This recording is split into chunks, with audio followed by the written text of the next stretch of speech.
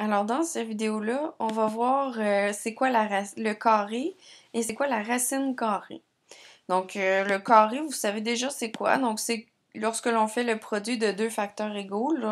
Lorsqu'on veut faire par exemple 3 exposant 2, donc 3 fois 3 ça donne 9. Donc c'est le produit de deux nombres égaux. Quand on veut mettre un nombre au carré, donc la base, qu'on appelle la base, c'est le nombre qui est affecté d'un exposant.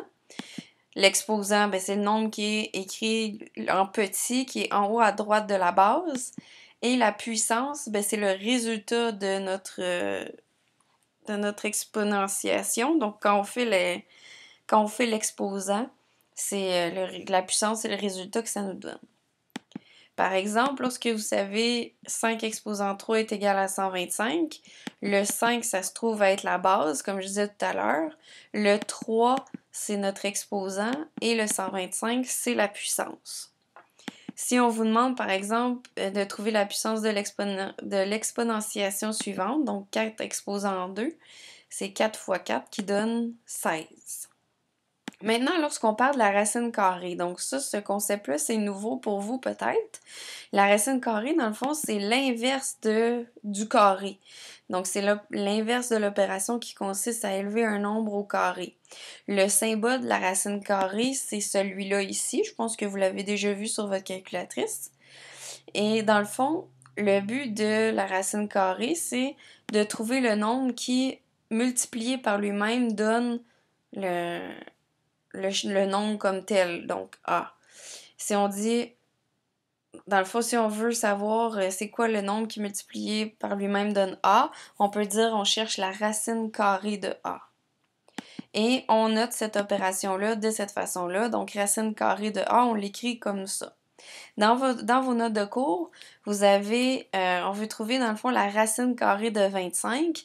Alors, je vais vous demander de l'écrire, racine carrée de 25, dans vos notes pour voir si vous avez bien compris comment écrire une racine carrée. Donc, dans l'opération la racine carrée, on appelle le radical le symbole de la racine carrée.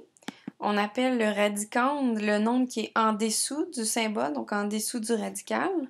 Et la racine carrée, c'est le résultat de l'opération, donc du radical avec le radicande. Dans l'exemple qui est en dessous, on a la racine carrée de 64 qui est égale à 8. Donc, le radical, c'est le symbole, comme je le disais tout à l'heure. Le 64, ça se trouve être notre radicande, donc le chiffre qui est en dessous du symbole. Et le 8, c'est notre racine carrée, donc c'est la réponse de l'opération. Et chaque nombre positif, donc, possède deux racines carrées. Il y en a une qui est positive, l'autre qui est négative. Par exemple, si on cherche les racines carrées de 100, donc quel nombre qui multiplié par lui-même donne 100?